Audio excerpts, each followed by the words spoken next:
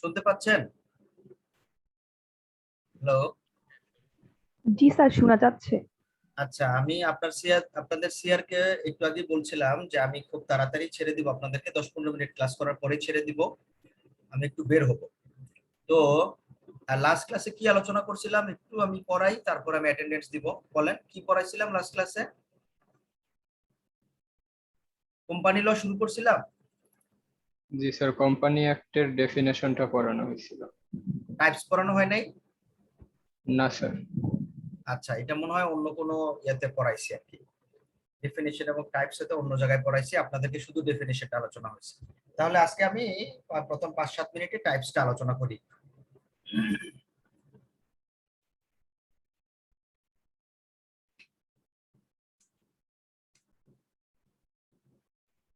আচ্ছা, স্ক্রিন দেখতে পাচ্ছেন? জি স্যার। দেখেন, এইখানে প্রথমে আমরা ডেফিনিশনটা আলোচনা করেছি। তো টাইপস অফ কোম্পানিটা দুই জায়গায় দুই ভাবে আসে।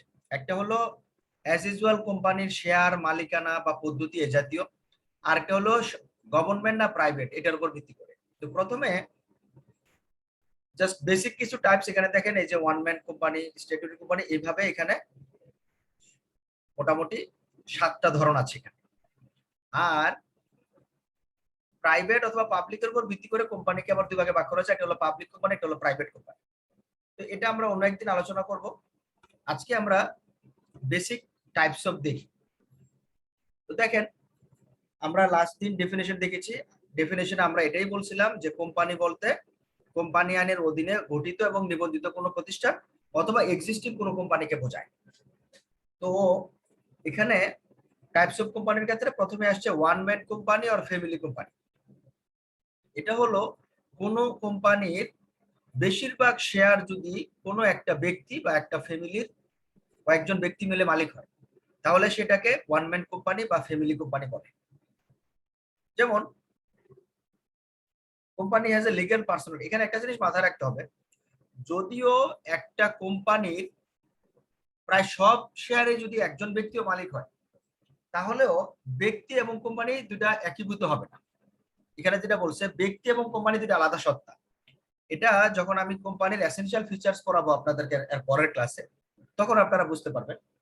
মনে রাখবেন, ব্যক্তি একটা সত্তা, কোম্পানি আর একটা সত্তা। এজন্য আমরা মাঝে মাঝে শুনি যে সরকার গ্রামীণ ফোনের বিরুদ্ধে কর ফাঁকির মামলা করেছে 2000 কোটি টাকা।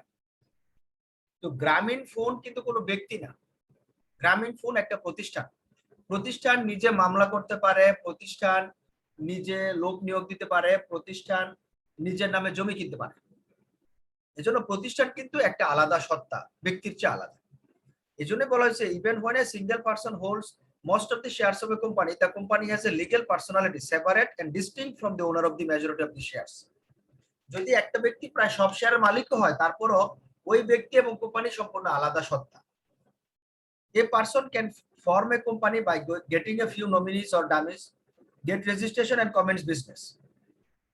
Such a company called one man company or individual ownership company. একটা ব্যক্তি অধিকাংশ শেয়ারের মালিক হয়ে কয়েকটা ব্যক্তিকে নমিনি বানিয়ে একটা কোম্পানি গঠন করতে পারে।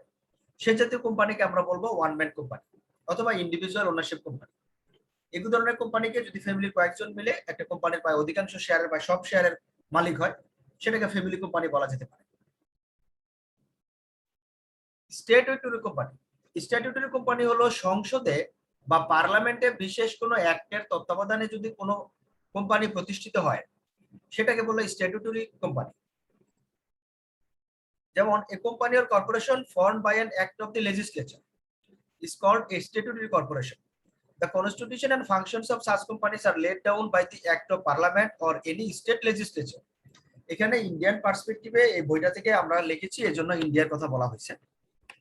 অর্থাৎ পার্লামেন্টে ফাংশন এবং ল দ্বারা প্রতিষ্ঠিত যদি কোনো কোম্পানি হয়, সেটা হবে স্ট্যাটুটরি কোম্পানি। যেমন বাংলাদেশ ব্যাংক, ইন্ডিয়ার ক্ষেত্রে রিজার্ভ ব্যাংক অফ ইন্ডিয়া, ইন্ডিয়ার কেন্দ্রীয় ব্যাংক, এগুলো হলো স্ট্যাটুটরি কোম্পানি।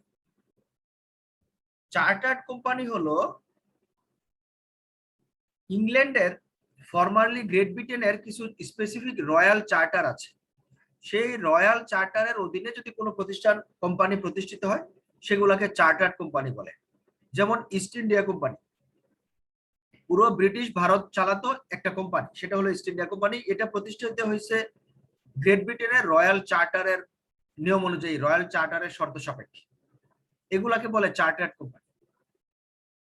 কোম্পানি বলতে সাধারণত রেজিস্টার্ড কোম্পানিকেই বলে, কিন্তু বাংলাদেশে বা পৃথিবীর অনেক দেশেই আনরেজিস্টার্ড বহু কোম্পানি থাকে।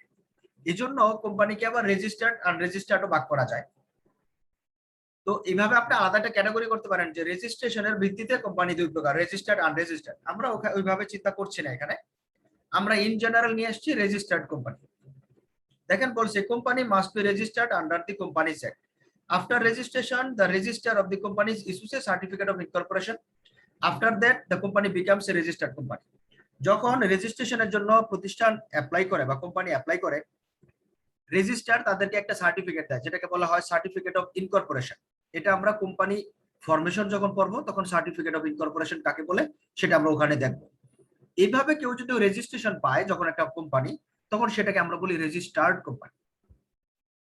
আর আনরেজিস্টার্ড কি দেখেন, if an association or company is not registered it should be called unregistered company.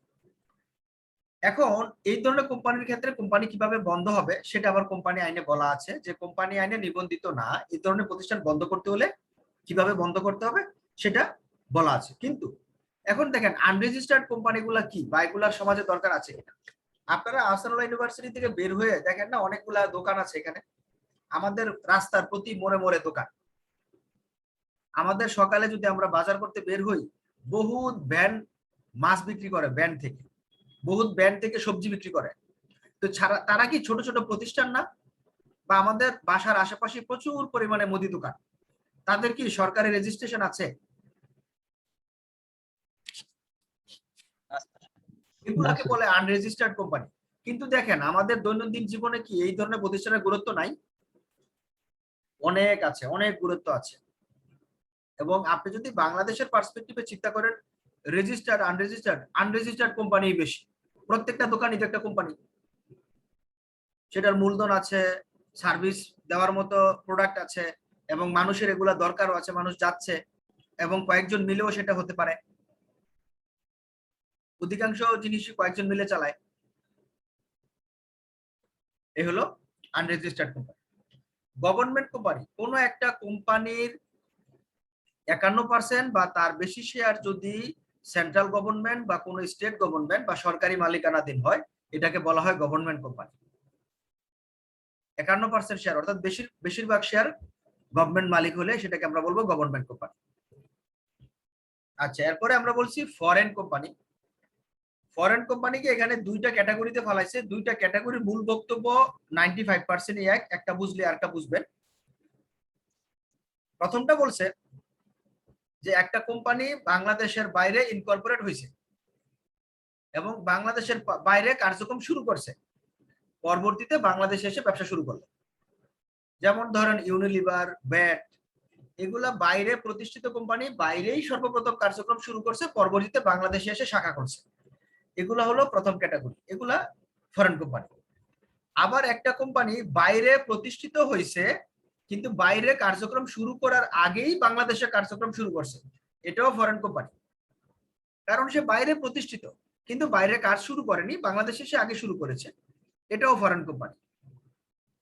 Clear?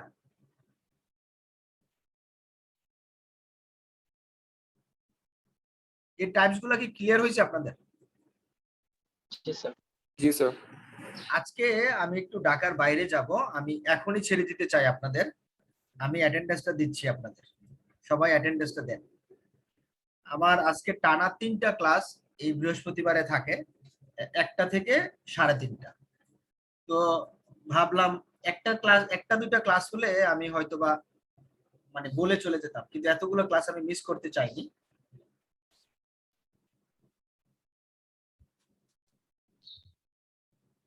সবাই অ্যাটেন্ডেন্স দেন।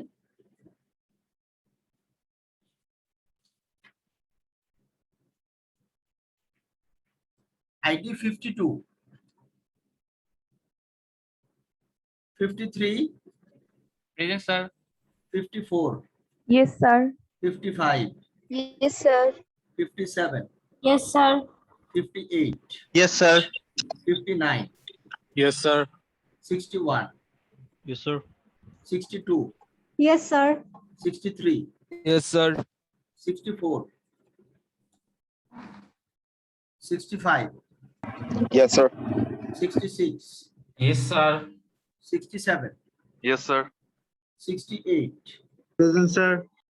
69, Yes, sir. 70, Yes, sir. 71, Yes, sir. 72, Yes, sir. 73, Yes, sir. 74, Yes, sir. 75, Yes, sir. 76, Yes, sir.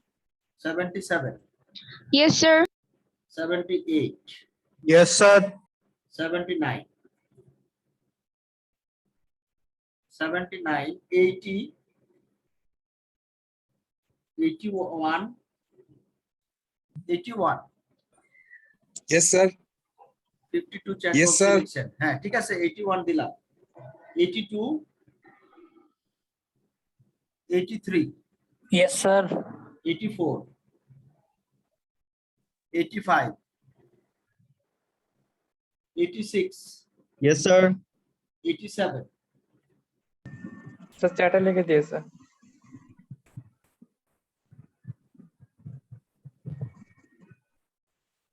87 chat বক্সে লিখছেন, 64 লিখছেন, ঠিক আছে 87 দিলাম, 89, yes sir 93,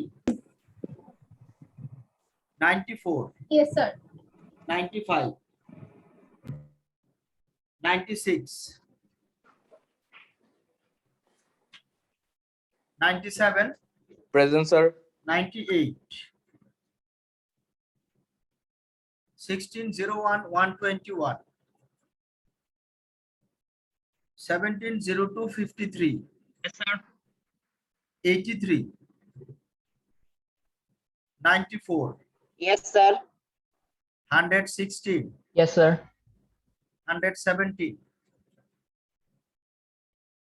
আচ্ছা কেউ বাদ করেছেন? Sir, 79. 79, জি 79 দেওয়া হলো। আর কেউ? আচ্ছা, তো আজকে আমরা এখনই রেখে দিচ্ছি। আপনারা ভালো থাকেন, সুস্থ থাকেন। আজকে আমরা আর্লি ছেড়ে দিলাম, কোনো সমস্যা নাই, আমরা ইনশাল্লাহ শেষ করতে পারবো। শেষ না করতে পারলে আমরা একটা দুটা ক্লাস ব্যাকআপ নেব, কোনো সমস্যা নেই। শেষ তো হবেই, আমরা কয়েকটা ক্লাস রিভিউ করবো ইনশাআল্লাহ। ঠিক আছে, ভালো থাকেন, আল্লাহ হাফেজ।